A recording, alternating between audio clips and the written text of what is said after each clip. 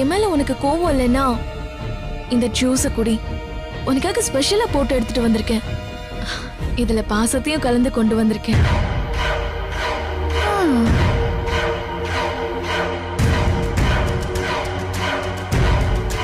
சரி, அப்படி வச்சுட்டு போ. இல்ல, நீ என் கண்ணு முன்னாடி குடிக்கணும். அப்பதான் நான் சந்தோஷப்படுவேன். அப்படியா? சரி, கொடு.